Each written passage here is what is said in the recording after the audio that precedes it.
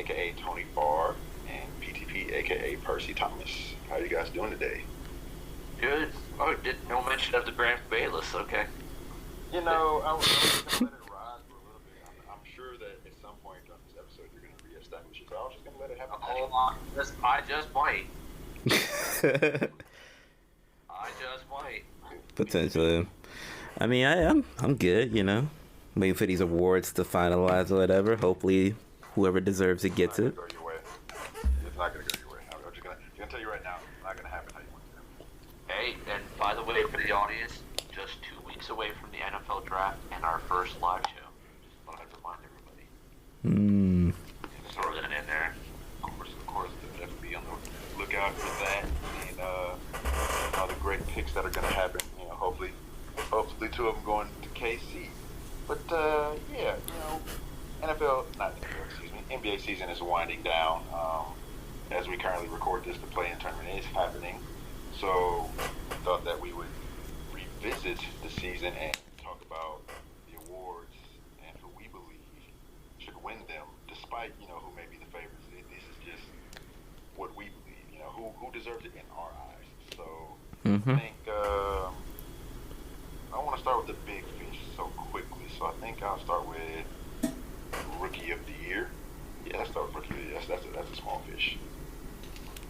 And then actually, excuse me, before we get started, we do want to mention that Monty Williams has already been announced that he will win the He was given a Coach of the Year award, but not the official NBA one. Wait, so which one is that one that they give out? I think that's okay. So yes, he's the recipient of the Michael H. Goldberg NBCA Coach of the Year award. I don't know what the. Okay. It's a real award. It's just not like the official NBA one. It could portend. It could be a precursor to theoretically him winning the actual award, but you know, maybe not. Okay, since it's not all but guaranteed, then I guess what's the Coach of the Year then? That's the, in my opinion, that's like the small fish. So, yeah. I guess who wants to go first and giving their picks on who they believe is Coach of the Year and why? Do you want to go first? You got it.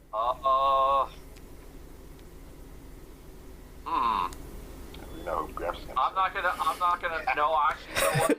I would like to homer pick here because he does deserve consideration at least. No, absolutely. A rookie head coach turned the team around, got them playing, you know, basically the best defense in the league, efficient offensively. He won wins after that terrible start. He definitely deserves consideration. I'm not gonna homer pick it though. I'll take somebody who's probably not on the favorites list. Nick Nurse. Yeah, Did not expect that one. He's great. He's an excellent coach, and I honestly didn't expect the Raptors to do much of anything. If anything, probably be like a playing team, and the fact that they won 46 games and are the 5 seed and really could beat the Sixers in the first round of the playoffs. That's a phenomenal job. Yeah. On his part. Yeah. I definitely think he's one of, if not the top coach in the league. You know. Definitely got the most out of that roster. I mean, he's one of those. Yeah, for sure. Yeah. Definitely got some nice steps taken forward by Freddie, and Pascal kind of got back to form, and Yeah, because Pascal was struggling. And plus, Pascal struggled last year, but he definitely kind of got back into his ways this year for sure. I guess that you could call that like a mild Bayless take there. I guess you'd say. Nurse is probably Nurse is probably he's probably top 5 on some people's boards though, if you think about it, just from like to some. But officially, he probably won't be. No. But there you go, coming in hot from the jump. Yeah, for sure. I mean, the Emi Udoka, that's definitely. He turn the team around. You guys were in the playoffs last year. Relax. We're 500. We're 500. We're 500. We're 500 though. Uh-huh. But and inconsistent, but it's kind of funny how like it is funny that like both the teams you kind of did have in mind though kind of had like similar trajectories though, like struggled in the beginning and then just like it kind of coast at the end, or like it starts to pick up a little bit for both of them. Like it clicked. Something clicked. Yeah, because that's kind of what I noticed. And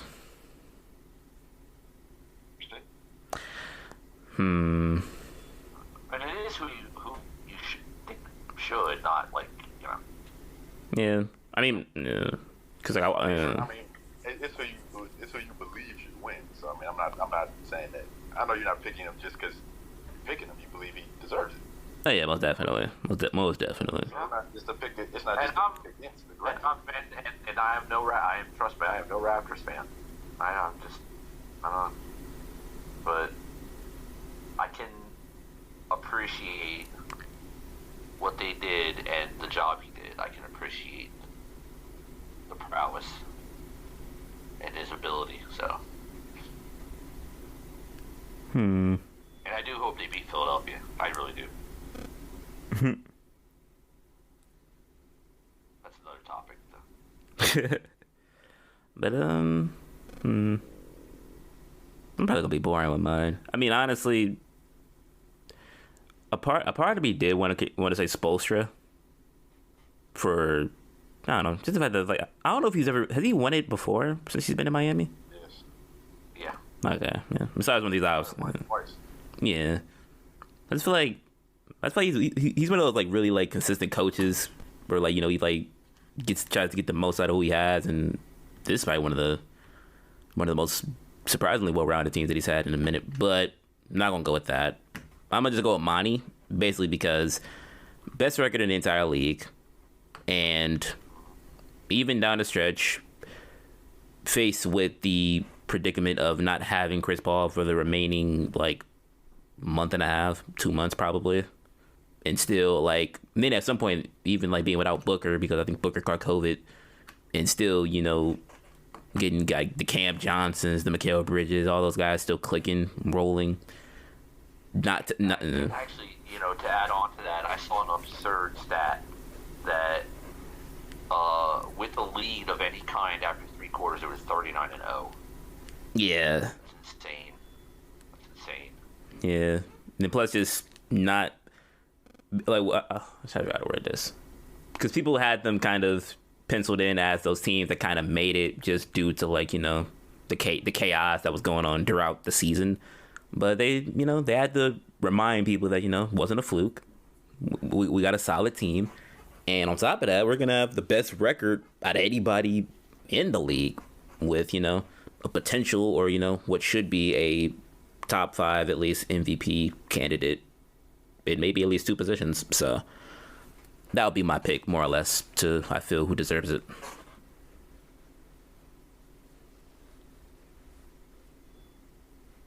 Very interesting. I agree with PTP. You know, I don't think it's a boring pick. You know, if it's deserved. You know what I mean? It would be his second, well deserved. I mean, they've won 64 games, franchise record for most wins. Yep. Like PTP said, Chris has missed time. Yes, Devin Booker has stepped up and should rightfully so be an MVP candidate, but the way that this team has played as a whole, not only on offense but defense as well, they buy into what they're being coached. They trust each other. They have incredible chemistry. All that pertains to just the cohesiveness that the players and coaches have within each other. And Monty is the spearhead of that. So I don't really know what more to say to that. Monty Williams for Coach of the Year. I do think that Jenkins deserves some credit. Taylor Jenkins. Some recognition for Memphis Grizzlies. Eric, I'll give Eric some recognition as well. I'm trying to figure out who the Pelicans coach is. Jay Kidd out there, man. I'm not gonna lie. Oh, you talking about Willie Green? Oh yeah, Willie Green. I'm about to say yeah, he kind of can get some consideration too because they made it to a playing spot when they kind of What team is this? the Pelicans. Ooh, no. I can't give Coach any. He's taking 10 games under 500. I can't do that. Hey, they were supposed to be dead last with no They Zion. were, but they had injuries. But I can't give Coach of the Year to a team that's not even that hasn't even won more games than he lost. I can't do that. Yeah, Respect to him though, for sure. yeah. It's like a little honorable mention. Like it's not there yet, but Nah, I can't, man. Nah, I find that I feel like that's disrespectful to all these other coaches that have winning records that I'm not even gonna mention. You know, what I mean, like, Ty Lue deserves recognition over him, to me, by far. Ty Lue lost Kawhi Leonard, lost Paul George for most of the season, and found himself in the 8th spot. You know what I mean? So, they still might not make the playoffs, but they're in that 8th spot. They won more games than they lost. So, yeah. I almost forgot about Ty Lue completely. Like he was making he was making some work without PG Orkoa. exactly. And how y'all feel about that roster? But that roster to me is You don't like Amir Coffee? yeah.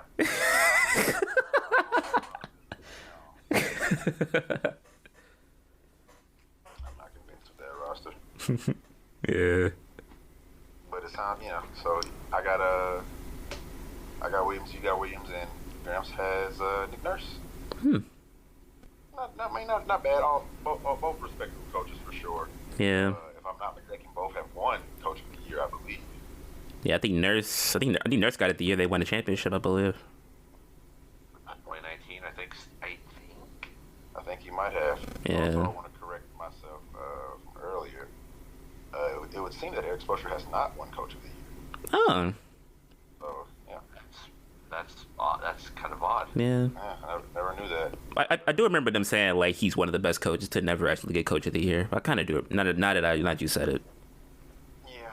Maybe in the future, one of those awards will be in the stars for him, but probably not this year. But he's still done a phenomenal job. Yeah. But with that being said, we're going to move on to Rookie of the Year. I think I'm going to take this one first. I'm going to go with Evan Mobley, personally.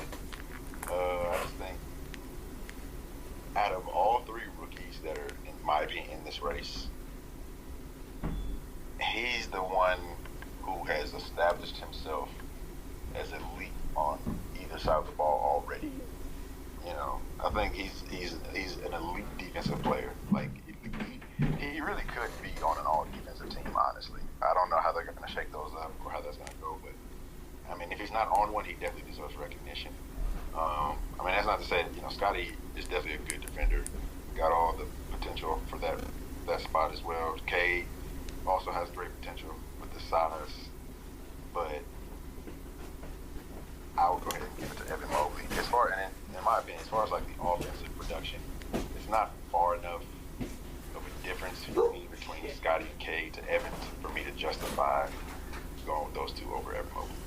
If that makes sense. Like, yes, Cade has come on a little bit stronger, especially offensively, like this last stretch of the season, but I still give it to Evan, man.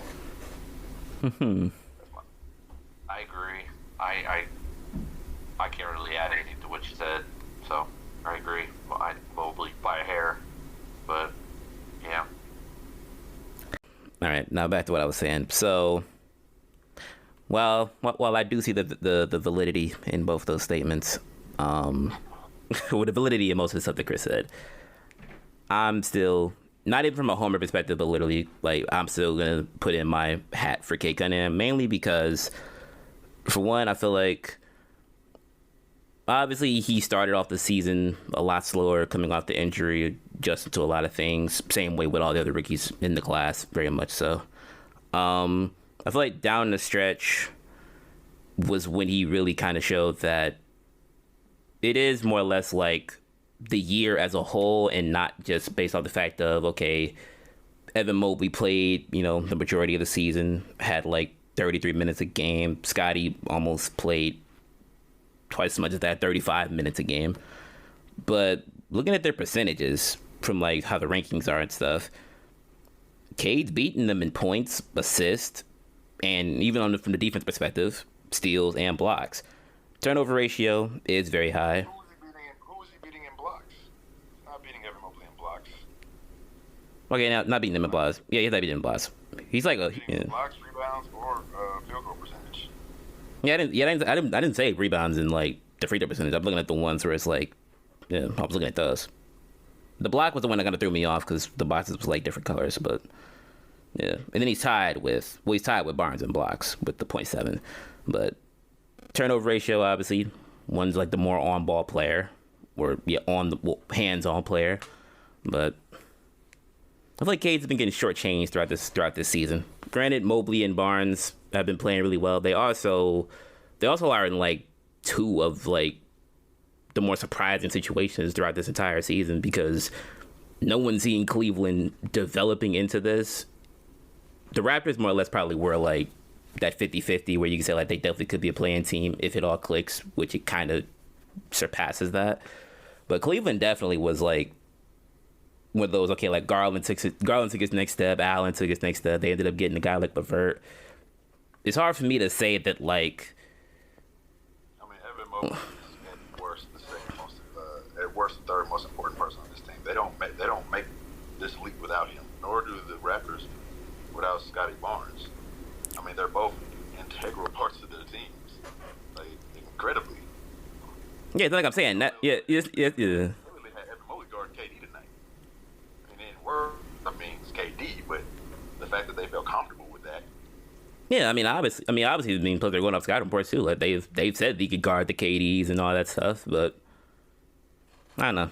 I just feel like it's one of these awards where I've always looked at it differently depending on like the years, like as far as how certain people like LaMelo and Anthony Edwards last year. I probably at certain points would have thought about giving it to Anthony Edwards because even though he started off slow and then he finished out strong, I mean, it all depends on perception. But we can't just ignore somebody playing consistently the whole season just because someone catches fire on the second half. Like that's almost like just that's almost disregarding this player who came out consistent, did what they had to do were doing what they were supposed to do.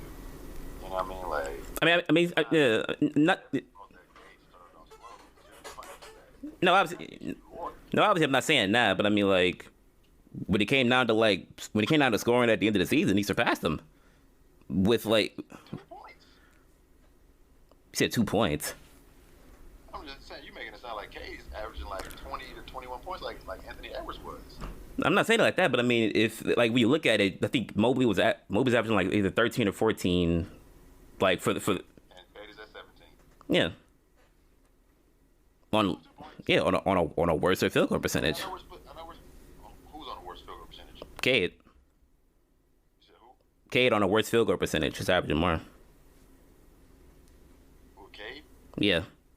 Is that a benefit to Cade that he's averaging more points? No, I'm not saying it as like as a caveat, but I'm saying like even like based off the measures that are set for a rookie of the year, it is still based off of like the cumulative end of the year.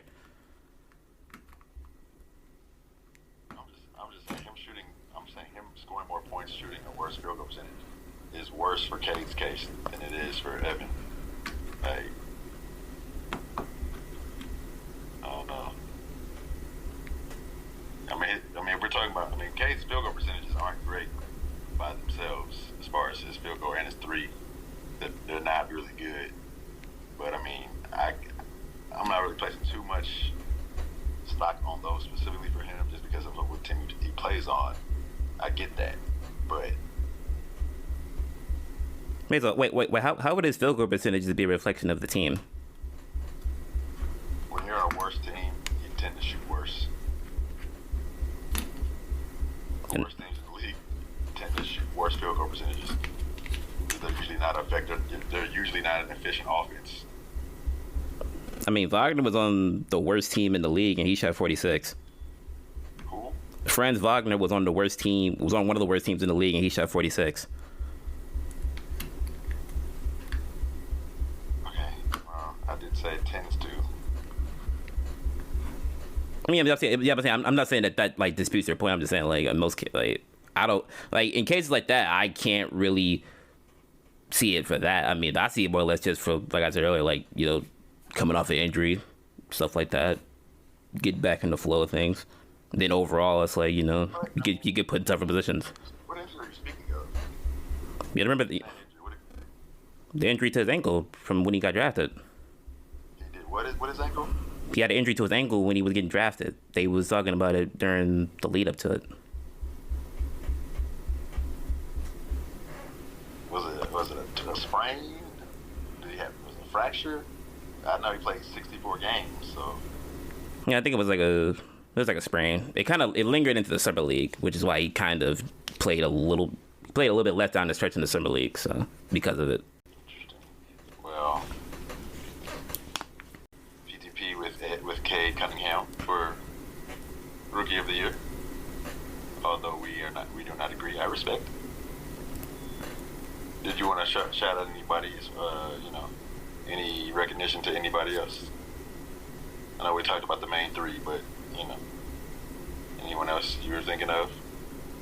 Want to shine some light on? Overall, I mean, not really. I would have said Giddey, but looking at stuff for Giddey, it's kind of just hard to really. Him is definitely a work in progress. Wagner Wagner is like probably somebody that I feel should be top 3, honestly. Even if the Magic weren't so bad record wise, he probably would have been top 3. Because his Franz Wagner's numbers are really really solid, but it's just the Magic are so bad. So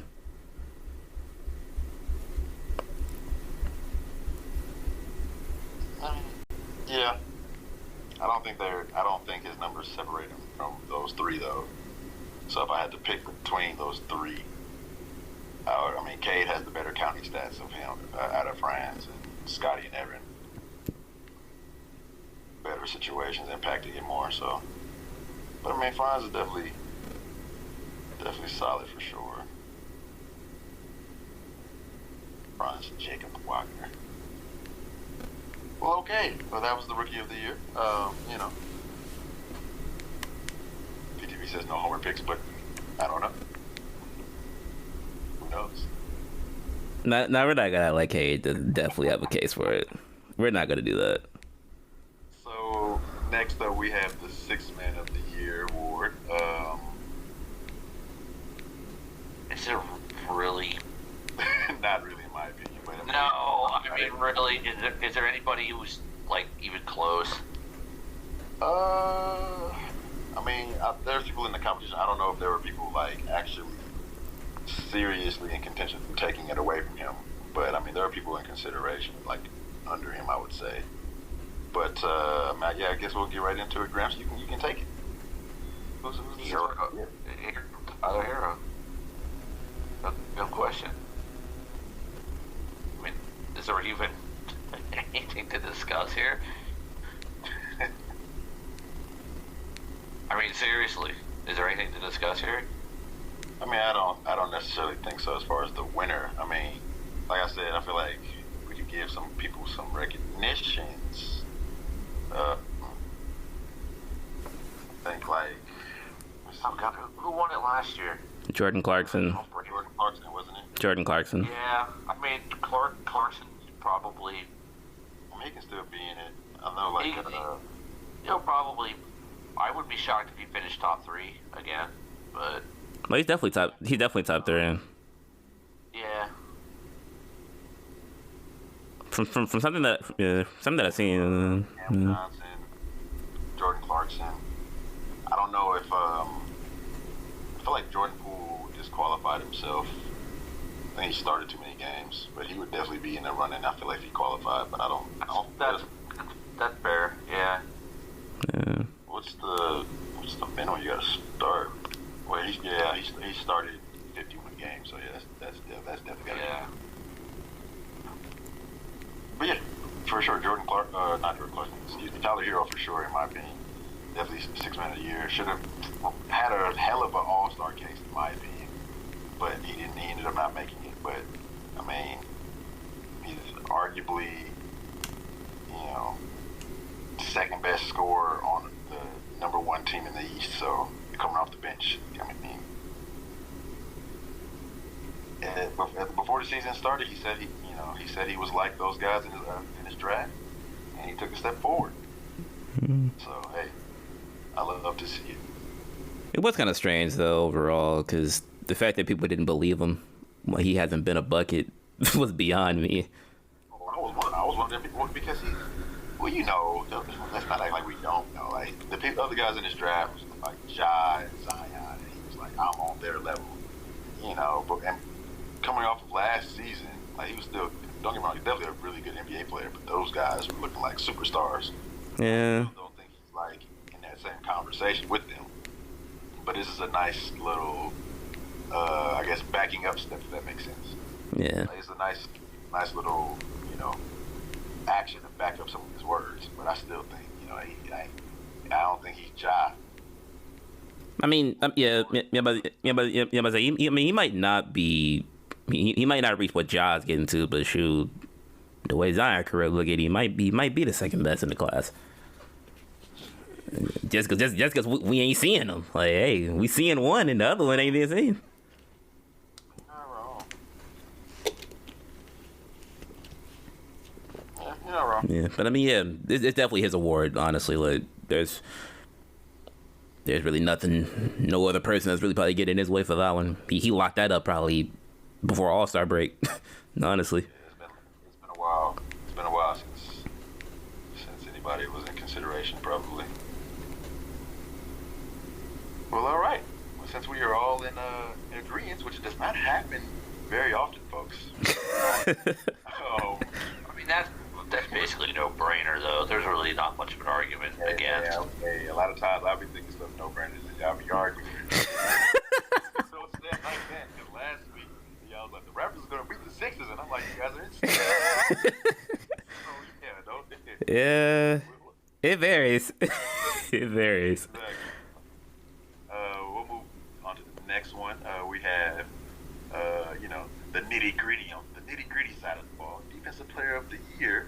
And, PTP, who you got taking home this award, man? Now, this one's kind of difficult, because I'm saying... I feel the hate flowing through you both, but go ahead. What do you... I know who PTP wants to pick. It's crazy. I know. We'll see if you do. But I know exactly what you're saying.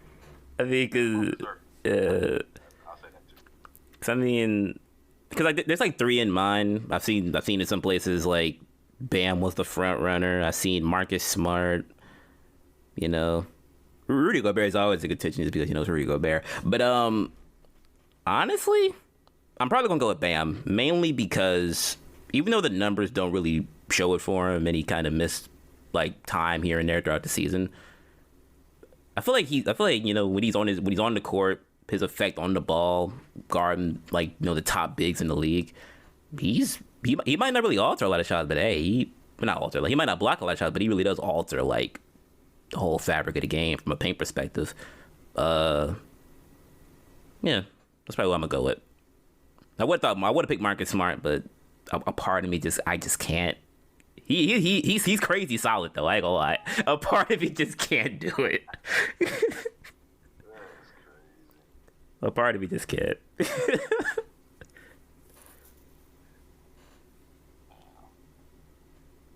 know what? To be honest with you, I wouldn't be surprised if Giannis won. But Marcus Smart should win it. Why should he win it, Grims? I mean, he defends all five positions. I understand he doesn't do it the entire game, but he can defend all five positions. He does it consistently, full of energy, and people just don't score on him when he defends them. If you look up stats per possessions guarding guys, he doesn't give up buckets to people. He is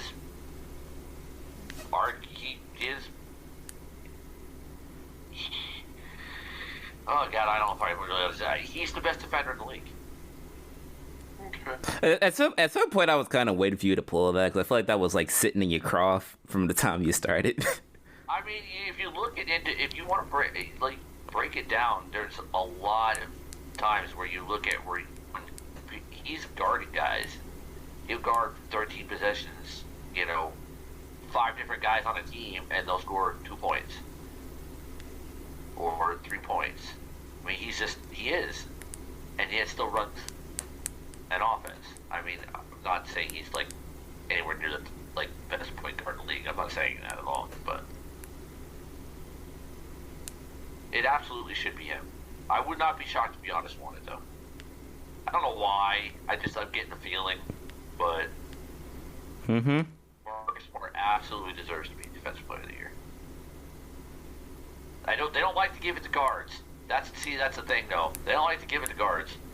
I mean, the guards just have to be crazy exceptional, like a Gary or something. Like you have to just be like undoubtedly. I mean, has a guard won it since him? To my knowledge, Was Gary Payton the last guard to win it? has Tony Allen ever won Defensive Player of the Year? No, he didn't. I don't think he did. No. Yeah, Peyton might be the last guard. Let's see. Yeah. I mean, yeah. The last non-big to win it was Ron Artest in 2004. Since then, everybody has been either a forward or a center. And then, I mean, I guess no, I take that back because Kawhi. Oh yeah, Kawhi was a small forward. Yeah. Wasn't that when Artest won? Wasn't that when he was playing? You said what? When Kawhi was playing. Artest won it. Was he playing? Was he playing small forward? Yeah, that's not a big. Yeah, well that's in Pacers era, wasn't it? No. Yeah. I mean, the last guard, if that's what you're going for, then yeah, the last guard was Gary Payton. Yeah. But I mean, there's been some small forwards in there sprinkled in. Yeah. Some perimeter guys sprinkled in there a little bit. Yeah. It's not often enough, but I kind of wish I could find these numbers, but I just can't. I'm gonna.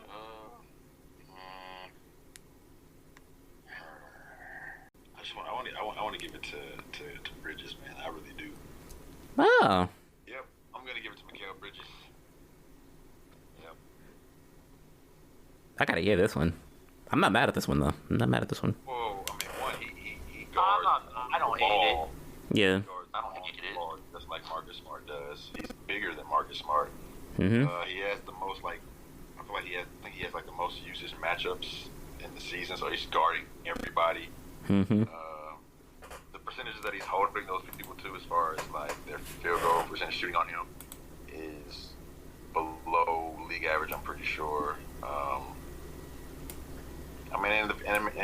The Phoenix Suns, they aren't the number one defense like the Celtics, but they're top 5 defense, and he's the best defender on that team. So Yeah.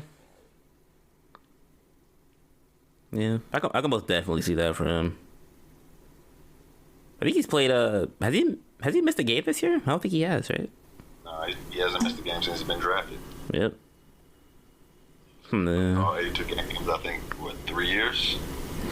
Yeah, I think about 3 years. But yeah, I can most definitely see that. 4 years. Oh, 4? Well, he hasn't missed a game since he's been drafted in all 4 years. Yeah. Yep. 82, 73, 72, 82. Yeah. But I'm not mad at Smart, for sure. I mean, being probably the best defender on the best defensive team is usually a recipe for you to win the reward, so I wouldn't be mad for that one. Yeah. But Yeah. I think Bam, I don't know, I feel like Bam probably missed too many games in my opinion. But Yeah. I mean, he's definitely all NBA type of defensive talent for sure as well, so Yeah. I mean, kind of similar to like the. no, go ahead. Yeah, I was gonna say like just before I like probably get like an honorable mention or anything. Like kind of similar to like the All-Star voting in a way. Like, you know, Bam didn't play enough for that. Yeah, it probably could work. It probably could work against him the same way, like you said, with like his defensive player of the year contention. But it's like always what should be an honorary mention is Matisse. Like Thibault definitely is gonna be like one of them. Oh, he's a top tier defender. Yes, I'll agree with you. Yeah, so I think he leads the league in steals for the most part, or is close to like leading the league in steals. I don't think he does. I don't think he does. But See that or he's close to it. I think in the year previous he did, but I'm not so sure this year.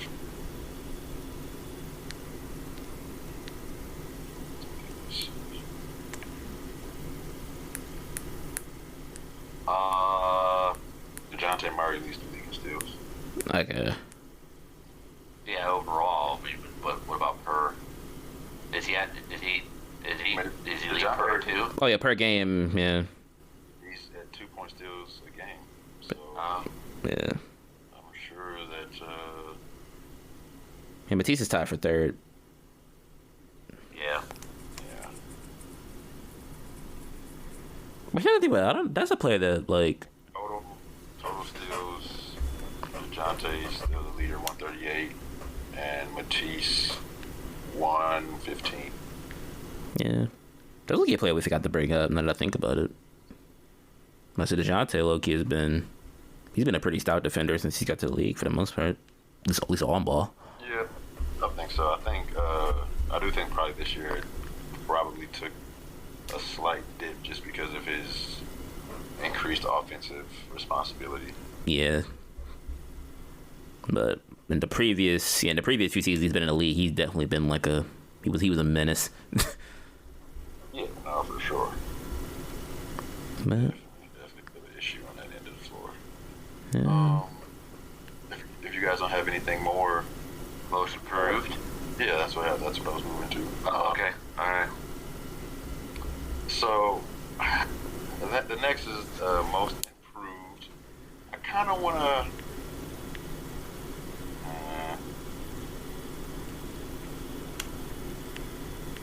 Actually, not there. I'm not gonna do that. So yeah, most improved player of the year.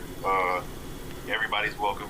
You know, if you guys want to include second-year players or things of that nature, you know, anybody. It's anybody's game. Grams, who's your most improved player? A lot of candidates.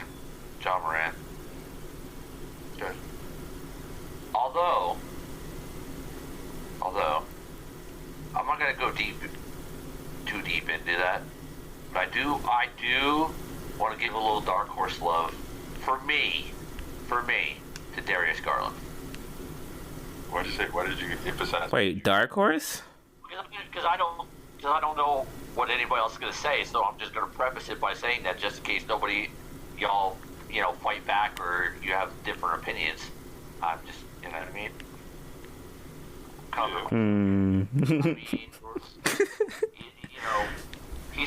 improved in everything. I mean, he's an all-star. Yeah. I mean, he's gone up. He went up nearly 5 points a game. His steals improved. He went up nearly 3 rebounds a game. 1 rebound a game. He could rebound a little better, but okay. 3 rebounds a game for a point guard is not bad. He's more efficient. He's more efficient shooting. He's not too far off from a 50, 40, 90. I mean, not that close, but it wasn't that far off. I mean, I hate the Cavaliers, but I love him. Why do you hate the Cavaliers? It's a LeBron thing. Just listen. He's been gone for 4 years. Not even 4 years. Was it been 4 years? 3 years? I just don't like him. I just don't like him. Been there twice. I hate their ugly ass uniforms. It's just something about them I don't like. That's crazy. But I do like Garland a lot. I do. And it's funny because I mean, for sure, I think that Darius Garland and Mm-hmm. There's a lot of people that deserve recognition. That's why I was considering, like, honestly taking those two out of it and seeing just who we could come up with besides those two. I wasn't, to be honest with you, when I looked into it and wanted to give him some love, I wasn't even sure either of you would even mention him. So, I know. Garland's definitely been top 3 all year for most improved. This that he made is incredible. Like, Yeah. Yeah, he was a good player last year, but he's an all-star. He's like you said, he's Exceptional. Nearly all across the board. Yeah. And he's answered questions. That's the biggest thing. Last year it was kind of Colin Sexton, Darius Garland. Yeah, they're exciting in duo. They're playing. They're not making the playoffs. Who can we really build around? Darius has answered those questions. They now know Darius is our point guard of the future. At the one spot, we are solidified. Exactly. We don't need to look. Yeah, we don't need to look anymore. He's him. Exactly. So no, definitely. Yeah. He's definitely on his way. Yeah. He'll be a top 5 point guard when some of these other guys leave the game. I mean, like I said, I think really the only thing I'd like to see it more is be a little more aggressive at the rim and get to the line more. That's really the only thing I can think of. Yeah. Small guy though, so I don't know if that will happen, but Yeah. he's kind of tiny. But I mean, even coming in, that was some of the knocks on him. Yeah, I get concerns just about his game. It's like his physicalities, him as an overall like athlete, which a lot of times I feel like they don't really measure that the right way when they're judging point guards for some reason. I don't know.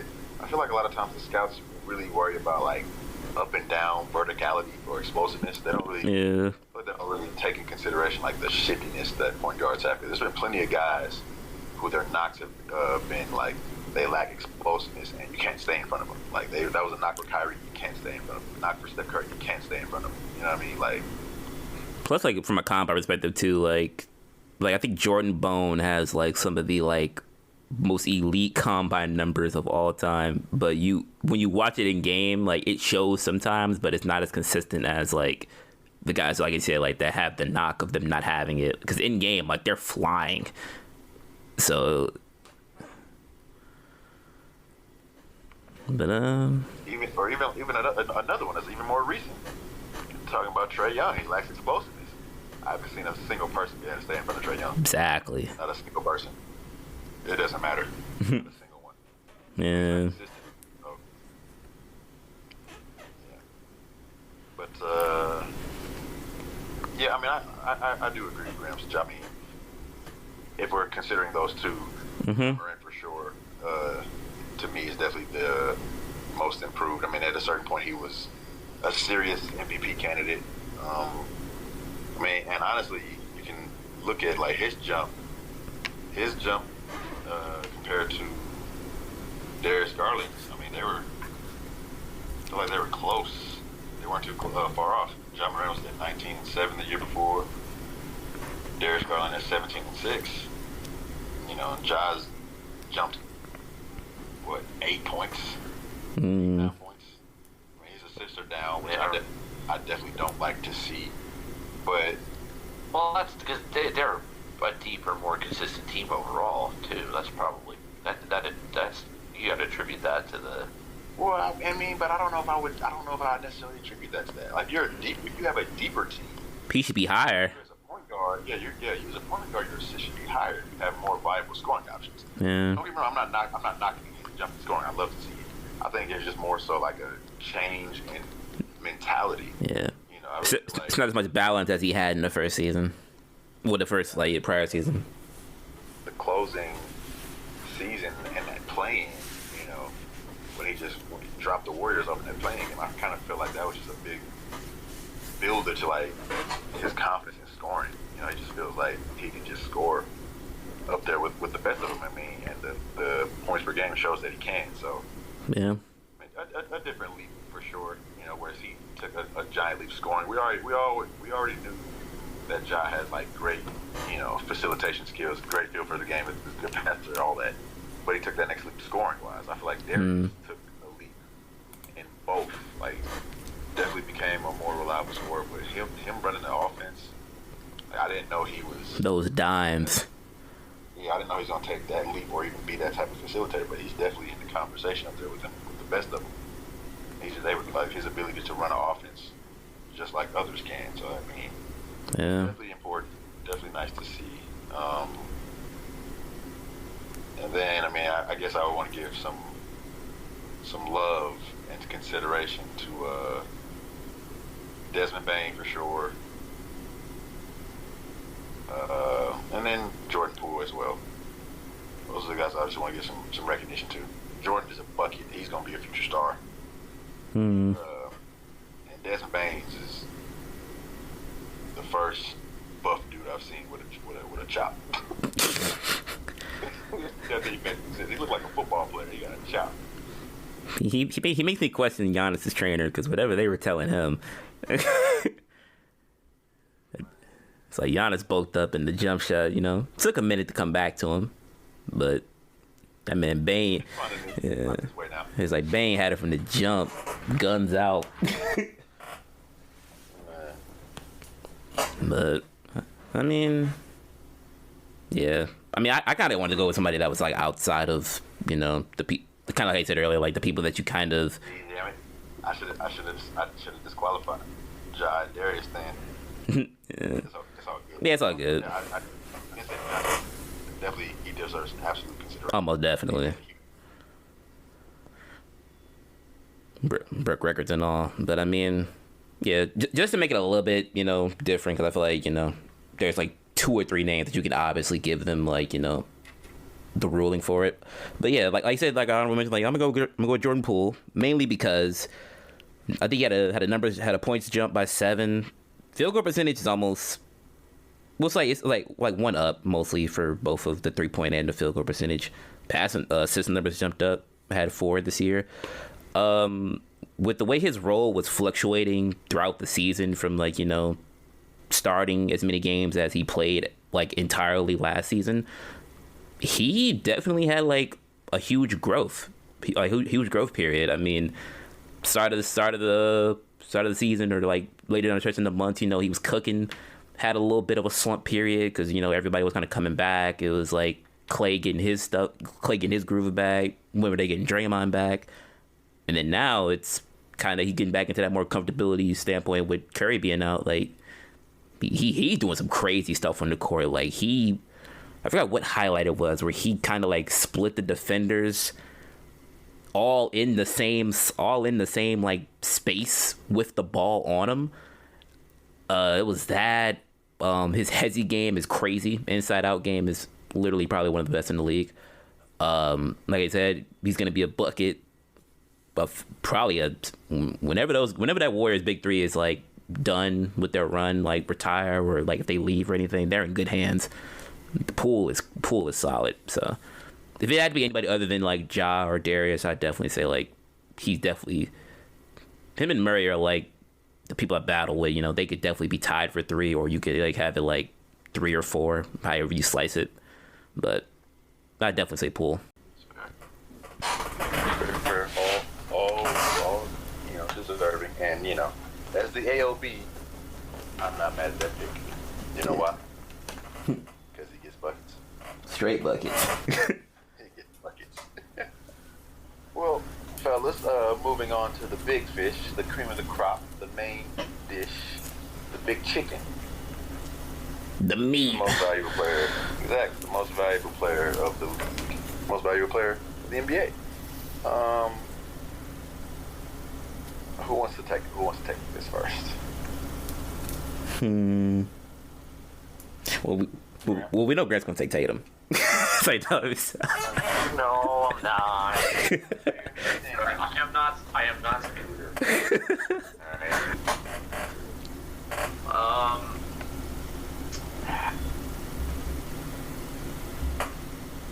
I mean, Jokic is probably gonna win. I just have a feeling Jokic is probably gonna win again.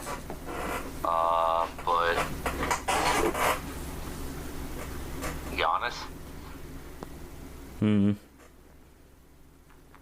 he just did it again they just dominates the league. Can't be stopped. I mean, yeah, okay, fine. I mean, I understand the argument against Jokic is they're a 6 seed, but he also didn't have any help and still did a 2,000, 1,500. I mean, that's absurd. And yes, Embiid won the scoring title, but you know, they're a 4 seed. They're in kind of a Giannis, defending champ, defending Finals MVP. He looks more dominant than ever at this point. I think it should be him. Yeah. I agree with you, Gramps. I would go with Giannis. I mean, you know, averaging more points than he did when he won his MVP. So, you know, I get the whole Jokic. He's at the first 2,000 point, 1,000 blah blah blah season. Hoobly hobbly hobbla. I get all that. That's fine and dandy. But guess what? They are a 6 seed, and you don't get MVP for being a 6 seed unless you do something that hasn't been done in like 60 years, which is Russell breaking the triple-double record. That's literally like the only time that was acceptable, and even then people were like, oh my God, how can you guys let this happen? I just don't. I mean, he did what he did, and they still won 45, 46 games without their second, third best player, and still put up those kind of stats. I mean, that's kind of an argument for him. Yeah, talking about Jokic. I'm not saying, no, trust me, I'm not saying he's a bum. I'm just saying he's not the MVP. Okay. They're all NBA, all-star talent. We know this. Former MVP. I just don't think he's just not my MVP this year. I think a lot of the advanced statistics are really like giving him, what's the word?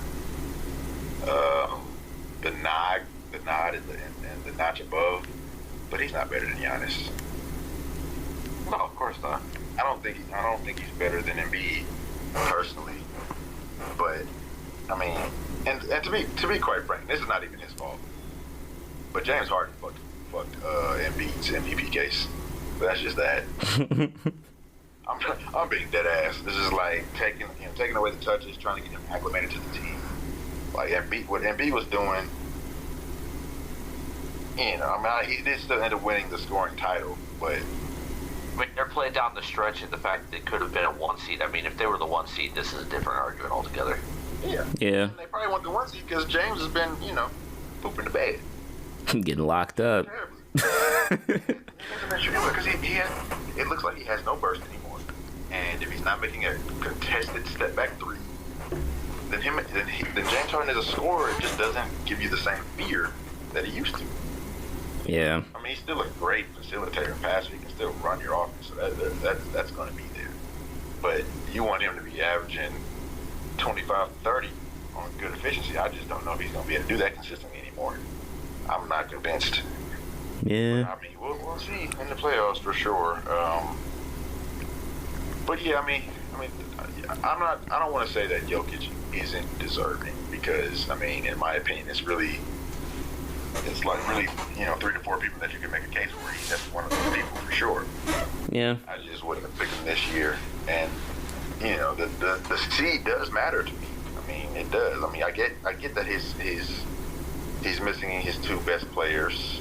You know, I mean, Jamal Murray for sure. I mean, Michael Porter, you know, I mean, hey, 1 good year, then got hurt. Now, I'm not saying that he's not a baller, but let's not act like if Michael Porter was there, he was just gonna be safe in the season too. I mean, you know? Yeah. Because even when he was before he got hurt, he was not playing well. He was playing pretty bad actually. So, I mean, I'm not saying that having him wouldn't help, but Yeah. I don't know, man. I mean, I would give it to Giannis personally. I think he's a better player.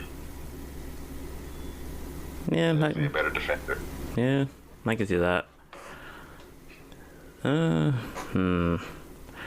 Yeah, I mean, outside of like the advanced metric stuff for Jokic, I mean, I had to look this up because I had to make sure. Because I don't know if they said it was like something that Wilt did before or something that Wilt's never done. Okay, so apparently like the 2,000, 1,500.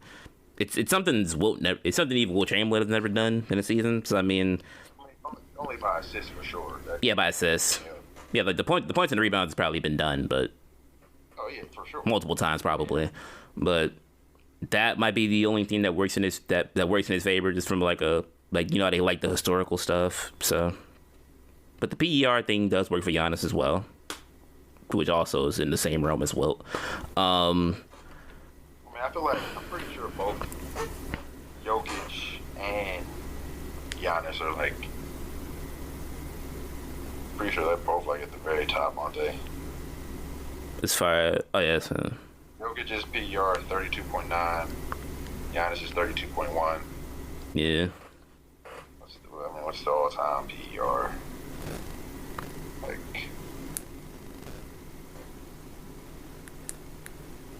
yeah. I mean, so they'd be up there for sure. Yeah. I say something else. Yeah, it's great to mention, but I don't know. Yeah.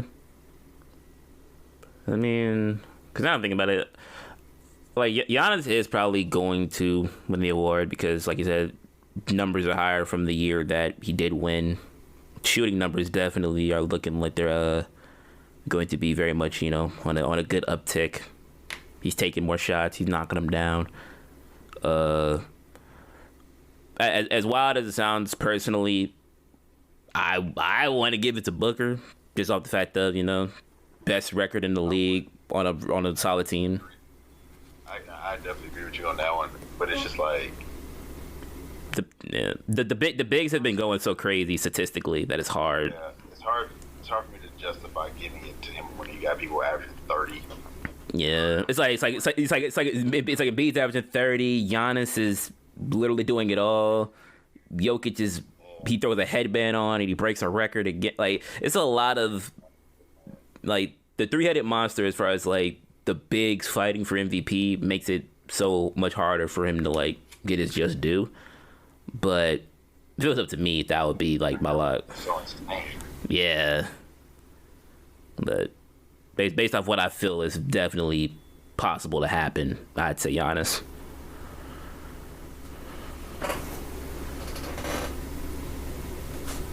So I think we all agreeing. Yeah. Oh my goodness, it happened again. Something ain't right here. Not right. I think that concludes our awards, fellas.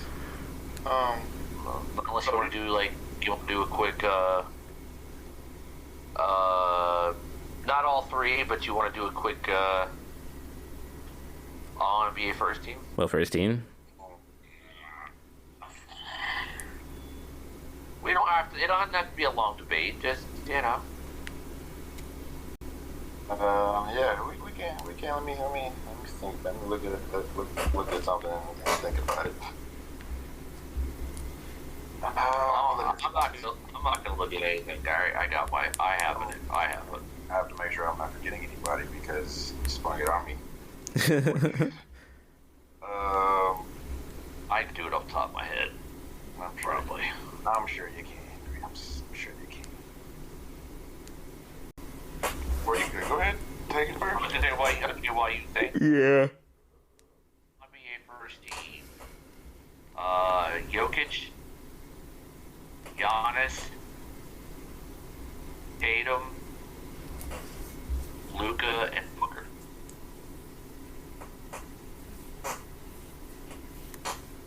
No Ja. No. That's crazy. It was a tough choice. It was tough, but I Booker. Wait, so who's the two guards on this list? Luka and Booker. Luka and Booker. Because Luka can just be like, hey, I'm a point guard. Yeah. I mean, wait, this season he's been playing more two this season, hasn't he? I just know he's not a point guard. That's all I know. Yeah. Build wise, he's definitely a three. Man. Hit him for first team. Hmm. I'm gonna go like this. It's got to be just because he played more games than the other two, right? For Luca? I'm talking about Tatum. Well, for Tatum. That's got to be the case. Okay. Well, if we're, I mean, that's fine. I'm not mad at that. I'll go.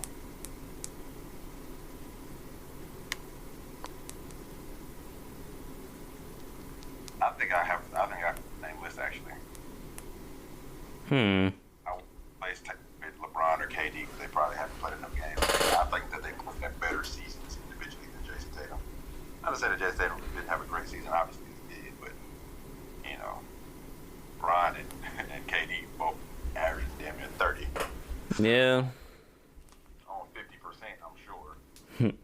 Off the pure desperation of making the playoffs. Man. The pure need. Yeah, I'm not. Yeah, I mean, I'm not gonna lie to you. I kind of wanted to put Trae Young up here, but I just couldn't do it. In most cases, it kind of would be deserving. He been going stupid. I think Trae Young is more deserving of an All NBA team over Steph Curry and John Morant. Personally, his stats are just better, Man. more unguardable at this point, and his team is not the team that the Grizzlies or the Warriors have. Yeah. Like Trae Young literally cannot be stopped. He's like it's kind of crazy.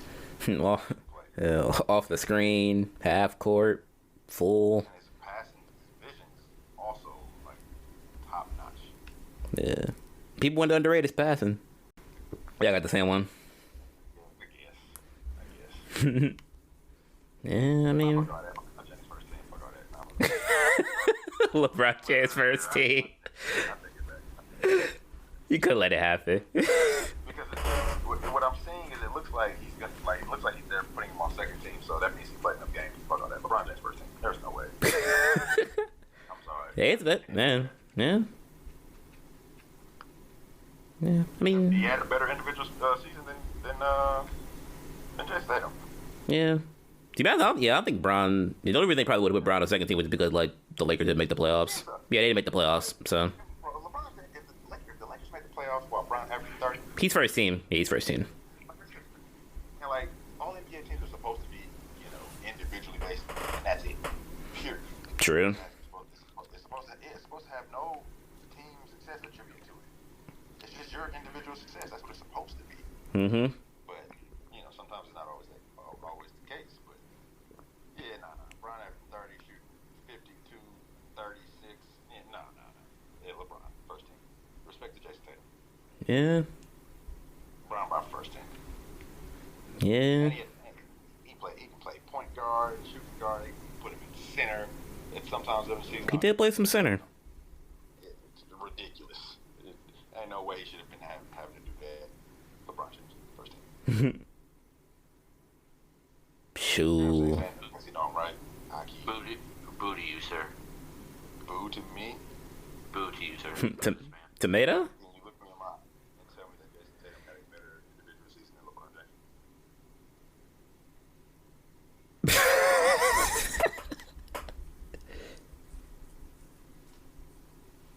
Oh, I don't know why you're doing this. It's 'cause I lost the bet. We gotta get into a little debate. It's facts. It's facts, bro. It's facts. But wait. I'm gonna be honest. Okay. I completely thought you were gonna say yes. I didn't think you were gonna. I didn't think I had you.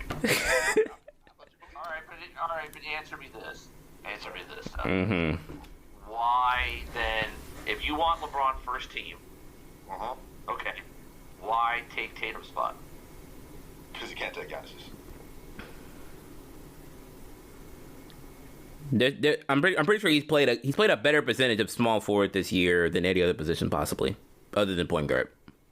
I mean, he definitely spent a lot of time at forward, but I can't justify him taking Giannis. Like their numbers are very comparable, and yet Giannis is probably shooting a better percentage at the field goal just overall field goal percentage. I think. Let me see. I can't justify that. You know what I mean? It's like they're both putting up the same amount of stats, and I know like in that case, I would start looking at like little ticky tic-tac things that I just said didn't matter.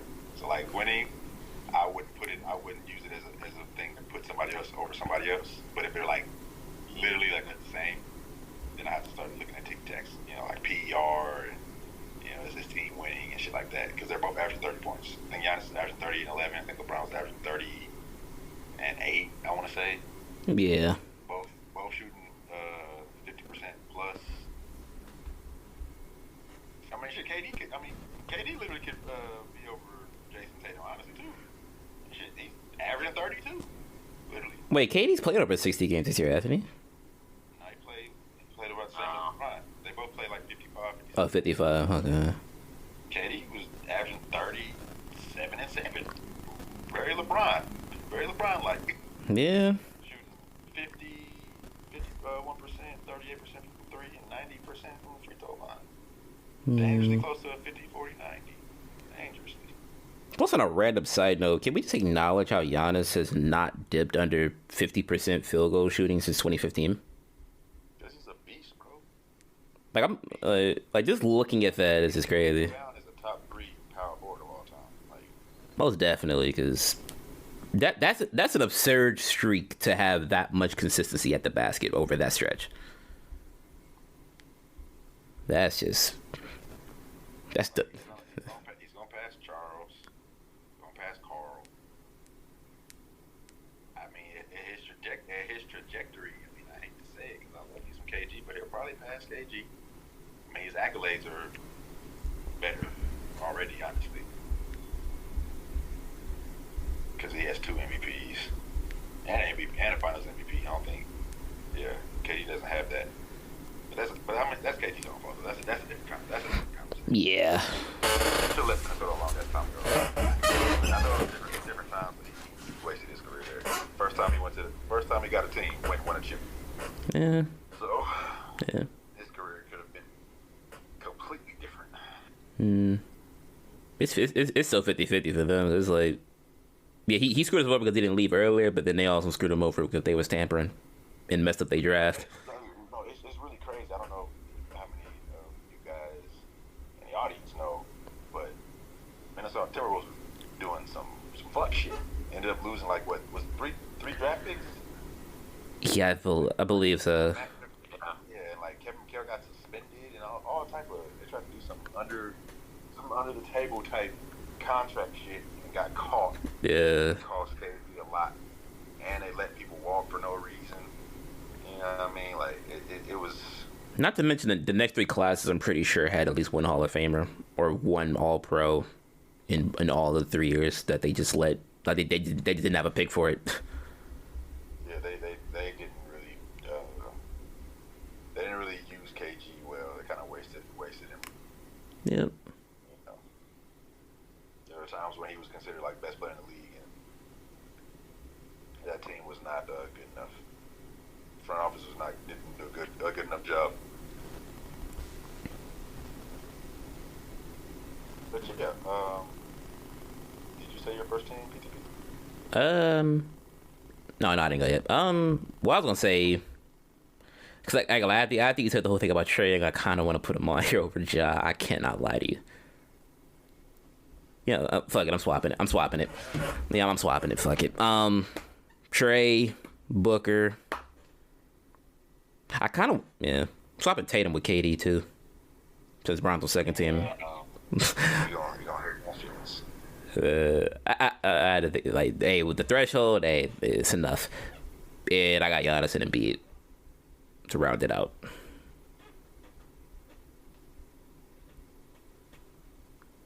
You would likely not have the MVP on your first team, eh? Potentially. Potentially.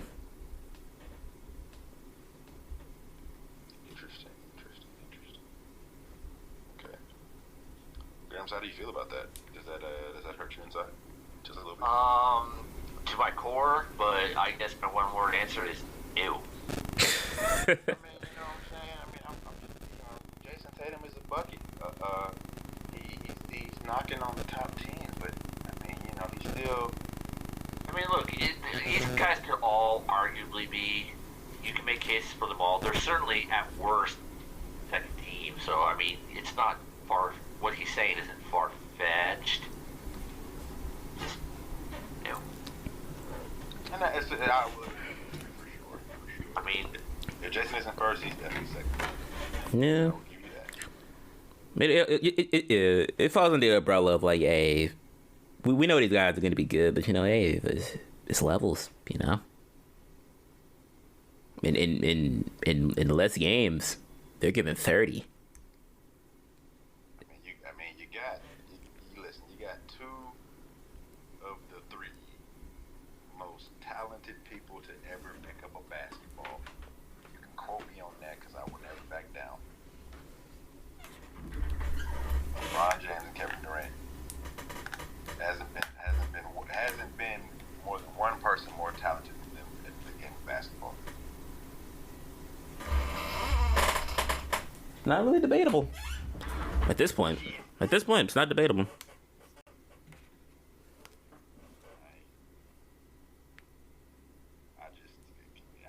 Hey, Kevin Durant had LeBron's career.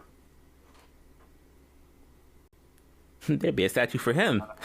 And I know that's kind of like unfair to say. It's like what ifs and shit. But my whole point is that I'm saying is that KD has no weakness as a basketball player. In KD's final form, he has no weakness. Yeah. He may not be like, Hall of Fame on everything, but he gold badge on everything at least.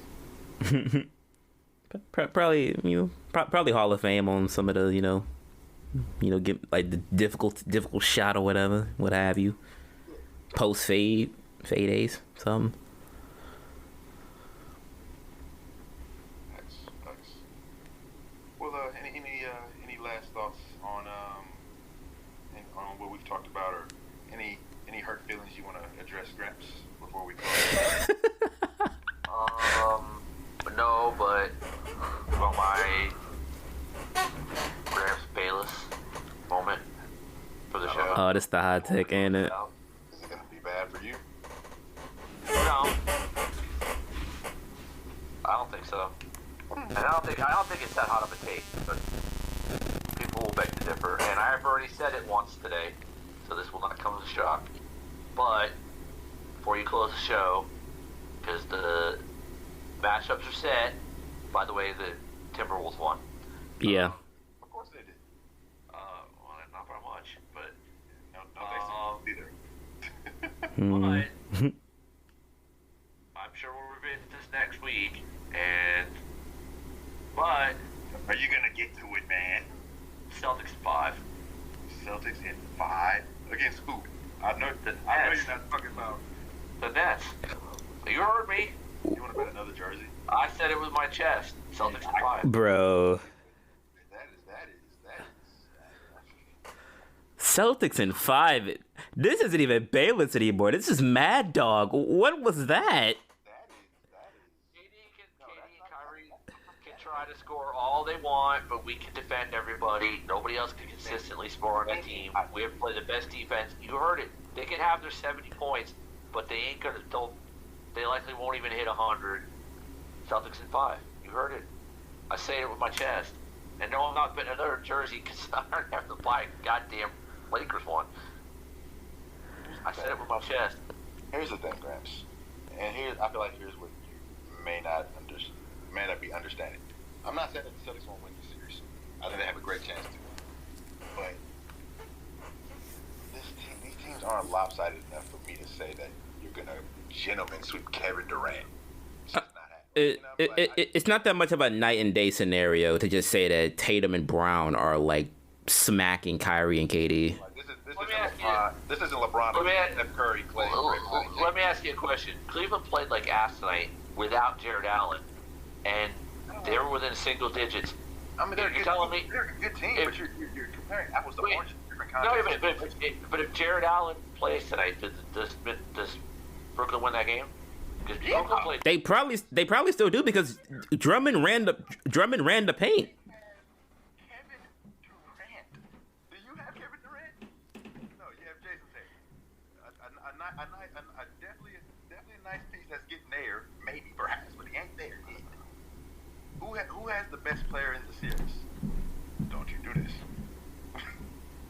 I'm about to say. KD they have KD. Yes, he's the best player in the series for now. And the second best would be. And they have what? The second best in the series would be. I know he's Tatum. but who's Tatum. Because Jaylen Brown is not better than Kyrie Irving, and it ain't close. But I just got done saying those two will get theirs, but who else is going to do it? And they play no defense. So tell me how. Defense, bro. Here's the thing, bro. Gramps. And then Defense a lot of times is about effort. Like, yes, I'm not. They don't have the greatest defensive personnel, but when you're in a playoff situation, you're going to compete. You're not going to be in a situation where like they're just not playing defense. Yeah. Like it's about like these guys are all world class athletes. Like they're gonna get after it, and it's not like you have somebody. You don't have anybody who's like just gonna take advantage of some type of matchup.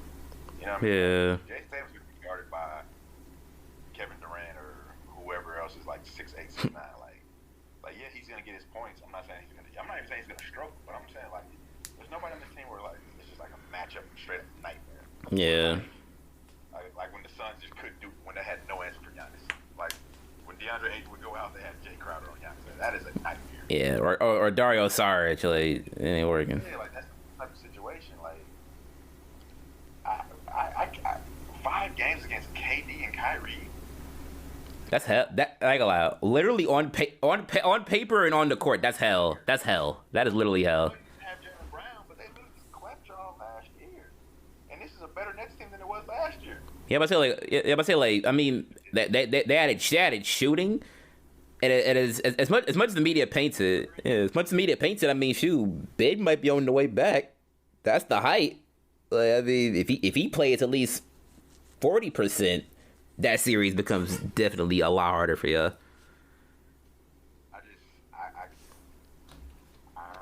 have seen enough from KD and Kyrie. I gotta see 5 games. I'm gonna say plus tonight. If I was a Celtics fan after seeing Kyrie literally almost go perfect for 4 straight quarters, I'm not saying 5.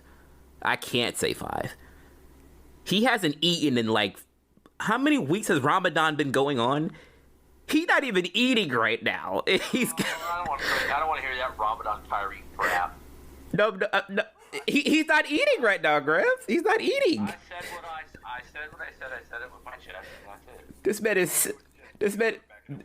This man is starving, giving people 30. Are you telling me they're getting swept in 5? Not swept, beaten 5?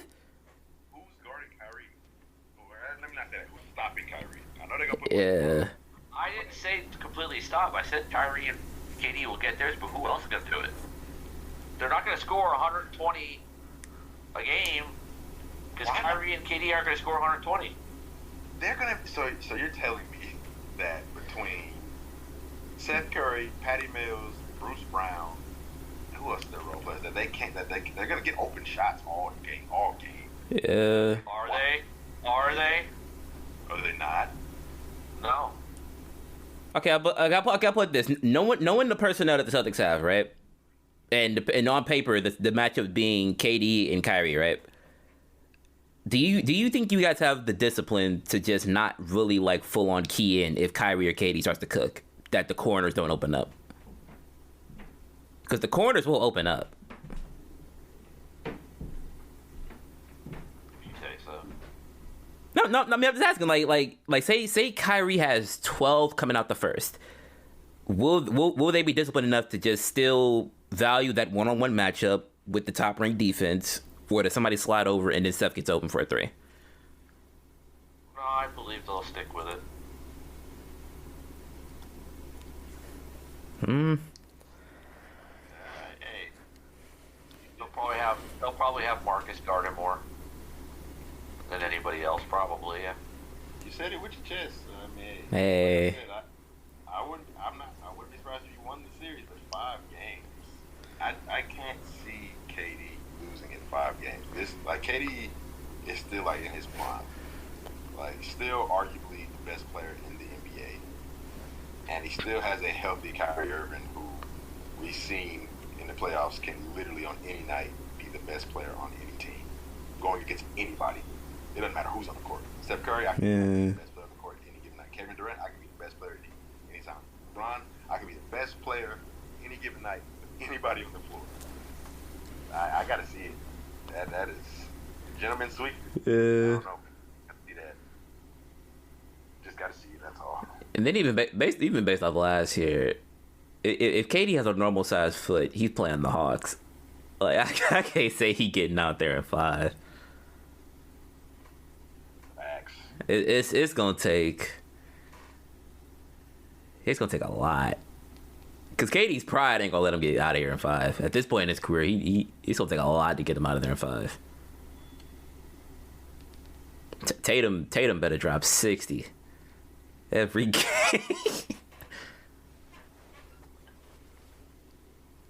We'll see. Yeah. I mean, I'm expecting a great game or great games. Oh boy. Well, do you have any scolding takes like that before we get out of here? Probably not as scorching, but I do want to point out that I'm not sure if this episode went out or not because my memory is hazy because, lost one of them. But on paper, or on record to my mental, I can say that I did say at some point something about Anthony Edwards, not this series specifically, not this game specifically, but just in general. And my man had 30 tonight. Yeah, he liked that. And then PG played, PG had 34. They battled, and, I told y'all the Timberwolves gonna win. Yeah. I had more faith in PG. More faith in PG. I mean, he didn't play bad. He had 34, but it's like outside of that, it was chopped. When we talked about it, I was like, PG's the best player on this court. The next 3 are Timberwolves. Since you brought up that game, did you see the wild shit Colin Cowherd did today? Oh God. About who? About Russ? No, but because you were talking about the Timberwolves Clippers game, he picked the Clippers to the conference finals. Oh, Colin. I've been seeing a lot of people pick the Clippers. I don't get why they think that that's gonna happen. Like, yeah, Paul George is there, but like, you're not gonna like. Who do they think Paul George is? Like, prime LeBron? I mean, yeah. They're not bums. Don't get me wrong, but like, where's his top end talent to help him? Like, his top end talent is on the shelf. Yeah. Like, because it's like role players aside, it was like, to me, it was only possible for them to make it out of the plan. That was the only possible potential that I gave them, and that was mainly just because just off the whim that even tonight, Cat only had 11, so it might have been a rough night. Maybe Zubac was I think he had him as the.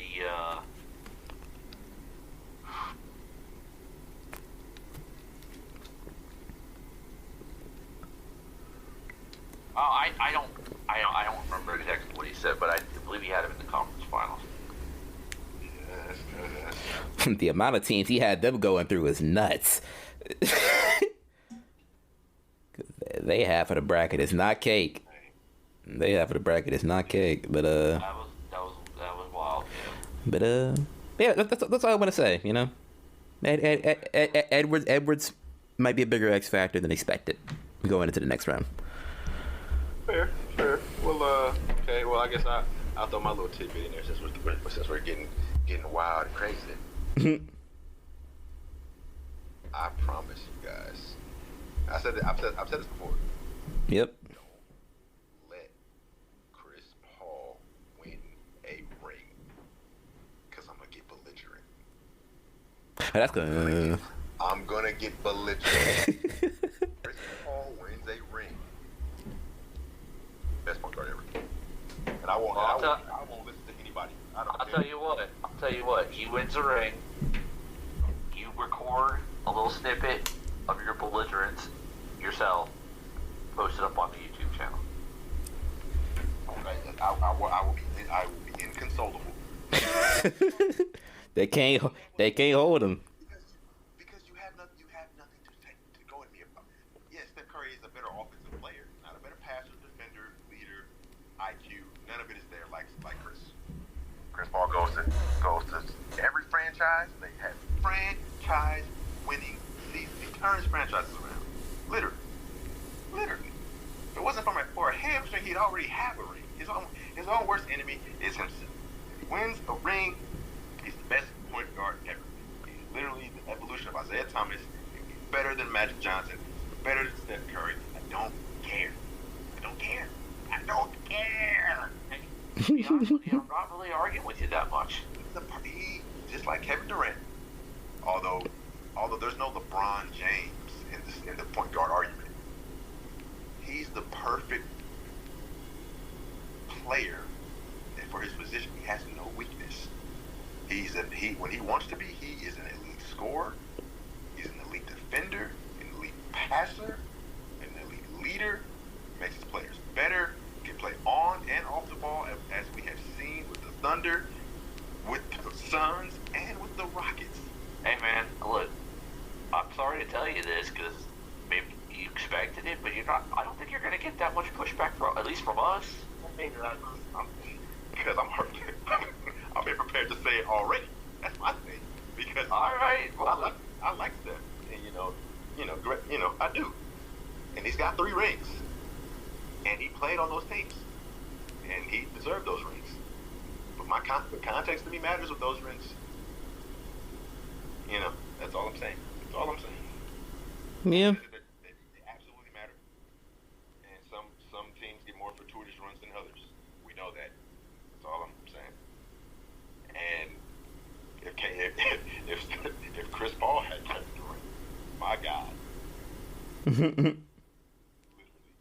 Or I can go for him on the next point guard. If Chris Paul had Kareem, my Lord. No cap. I can do it all day. If Chris Paul had Karl Malone, we have to talk about that though. That's all I'm saying, man. He's the point guard for a reason. And fired up. I am fired up. Hey. Save the quality content, like I said. If it happens, record yourself, your little belligerence or whatever it is, post it up on YouTube. A little shorty for the YouTube. Get a hell of a lot of traction. Devin Booker will be the best shooting guard in the league. I mean, I don't even think that's that. I mean, it's really, at this point, it's not really that argument. I mean, there's a couple guys that you can kind of argue about, but at this point, I mean, James is not what he is anymore. So that one's probably pretty easy, honestly. Yeah, I guess we want me bring up Zach, I guess, but he's probably better than Devin at this point. Yeah. Also, shout out to Pat Bev, by the way. Shout out to Pat Bev. Get game winning steal. My man's cried. That boy Bev. Bev put it all out on the court. I'll admit, kind of like a resurgence with the Timberwolves, almost, doesn't it? Yeah, but I say, like, I mean, as far as him being like the veteran lockdown for them, I kind of like that for him, honestly. No, I thought it was a great pickup for that team. You got a bunch of young studs who can score on offense. It was definitely good to bring in that veteran presence who's going to work hard, who's going to challenge everything, not going to back down to nobody. Yeah. I feel like that was really good for this particular team. And he can still hit, he can still hit a three and make some plays here and there. And especially, we already know what he can do defensively on that end. So, yeah. Yeah, but so especially having a guy like D'Lo in the backcourt who really isn't. He has the size for defense, but really isn't known for defense. So, right. You yeah. I'm about to say, yeah, that 29. Like this game right there, honestly, like looking at the box score, I was wrong. I mean, but D'Lo didn't. I think he's only been in the playoffs once with the Nets, but he played well when he was with the Nets. Oh yeah. In the playoffs. So, he likes those big game moments too, which is also something that I really I didn't really think about it, before. I was like, I'm talking about D'Lo right now. I'm going against D'Lo. You got a whole 2K celebration for a reason. Yeah, he got a gift for a reason. Like I'm bugging. I like looking at that, I'm bugging because I'm like, how did I forget about my Mr. D'Lo? But hey, if anything, I can't wait to see what they do next. Honestly. Even though the Clippers really isn't like that much of like an upset win, but I mean, for Edwards to drop 30 on PG, hey. I mean, Paul George is a great defender, but He ain't what he used to be, but people be dropping points on him. He be there. The shot just, yeah. I'm about to say, Dave is the purest example of being there and. if you freeze frame it, that hand is damn near touching the ball. Yeah. Hand taking up the whole box, but it's still net. But yeah. It's been the Going for Three pod, and thank you guys for tapping in. You can follow us at the Going for Three pod and listen to us at Going for Three pod on all streaming platforms. Going for Three pod on Instagram and Twitter, and you can follow me at Christy Collins on Instagram and Twitter, and you can follow these fine gentlemen at Tony the Real on Twitter. And don't forget, we have a YouTube channel now also. We will be uploading content.